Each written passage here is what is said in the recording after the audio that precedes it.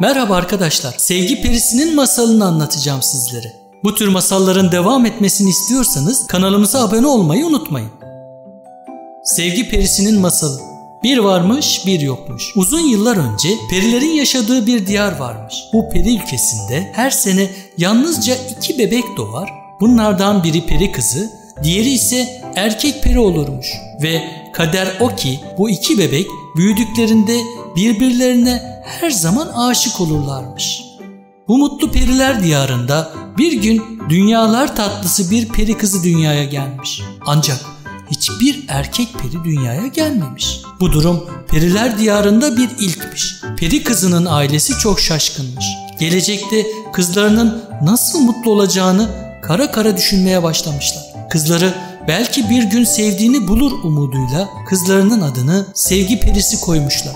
Sevgi Perisi yaşı ilerledikçe bütün perilere sevgi dağıtmaya başlamış. Ancak evlenme çağına geldiği zaman kendisinin seveceği hiçbir peri olmadığını fark etmiş. Bu durumu kimselere anlatamayan Sevgi Perisi her akşam göl kenarında ağlamaya başlamış. Bir gün yine o büyük masmavi gölün kenarında ağlarken kıyıya cam bir şişe vurmuş. Sevgi Perisi içi parıl parıl parıldayan bu şişeyi merakla açmış ve açtığı gibi şişenin içinden yaşlı mı yaşlı bir peri nine kanatlanmış. Peri nine Sevgi Perisi'nin uzun bal rengi saçlarını okşamış ve "Ağlama güzel kızım" demiş. Sevgi Perisi'nin şaşkınlıktan kocaman açılmış gözleri peri ninenin sevgiyle dolu bakışlarından sonra yeniden yaşlarla dolmuş. Ve "Ben niye diğerleri gibi değilim" demiş. Peri nine peri kızının gözyaşlarını silmiş ve bir damla gözyaşını parmağıyla alıp göl kıyısına geldiği şişenin içerisine koymuş ve şişenin ağzını kapatmış. Sevgi Perisi'nin gözyaşı damlası şişenin içerisinde parıldamaya başlamış. Birdenbire parıldama sönmüş ve şişenin içinde çok yakışıklı bir çocuk ortaya çıkmış. Ancak bu perinin tek kanadı yokmuş. Sevgi Perisi'nin şaşkınlıktan ağzı açık kalmış. Meraklı gözlerle "Bu kim?" diye sormuş peri nineye. Peri nine yıllar önce çok güzel bir peri kızı bir insanoğluna aşık olmuştu diye anlatmaya başlamış. Bu peri kızı aşık olduğu insanla başka diyarlara göç etmiş ve çok yakışıklı bir çocukları olmuş. Ancak bu bebeğin annesi peri, babası ise insan olduğu için tek kanadı varmış. Peri kızının dünyaya geldiği sene doğan erkek peri meğer başka diyarlardaymış. Sevgi Perisi hikayeyi öğrenince hem çok sevinmiş hem çok çaresiz hissetmiş. Nine peri kızının endişesini anlamış olacak ki "Şimdi bu şişe sana yol gösterecek güzel kızım" demiş. "Onun gösterdiği yoldan gidersen kısa sürede sevdiğine kavuşacaksın" diye devam etmiş sözlerini.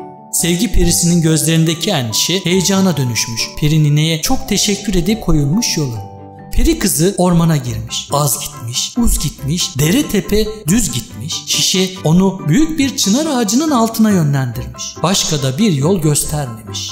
Sevgi Perisi yorgunluktan çınar ağacının altında uyuyakalmış. Tam güzel bir rüyanın ortasındayken çalıların arkasından gelen hışırtı ile gözlerini açmış. Seslerin nereden geldiğini merak eden Sevgi Perisi ormanın içine doğru yürümeye başlamış. Etrafta bembeyaz, uzun yeleli bir attan başka hiçbir şey görememiş ve çınar ağacının altına geri dönmeye karar vermiş. Birdenbire tuhaf sesleri yeniden duymuş ve bir ağacın arkasına gizlenmiş. Ağacın arkasından gizli gizli sesin geldiği yöne bakan peri kızı bir de ne görsün? Tek kanatlı, yakışıklı erkek peri gözyaşı şişesini su zannedip içmeye başlamış. Peri kızı "Ah, ne yapıyorsun sen?" diyerek saklandığı ağacın arkasından çıkmış. Yakışıklı erkek peri meraklı gözlerle Sevgi Perisi'ne baka kalmış. Hayatında hiç bu kadar güzel bir kız görmemiş olduğunu düşünürken birdenbire sırtında bir hareketlenme fark etmiş. Sevgi Perisi hayretle genç çocuğun sırtından çıkan pırıl pırıl pırıldayan ikinci kanada hayranlıkla bakıyormuş. Sevgi Perisi'nin gözyaşı erkek perinin ikinci kanadının çıkmasını sağlamış. İkisinin de gözleri mutluluktan ışıldıyormuş. Birbirlerine yavaşça yaklaşarak tanışmışlar. Sevgi Perisi bütün hikayeyi anlatmış ve genç peri Sevgi Perisi'ne o kadar aşık olmuş ki onunla periler diyarına gitmeye karar vermiş ve bir ömür boyu mutlu yaşamışlar.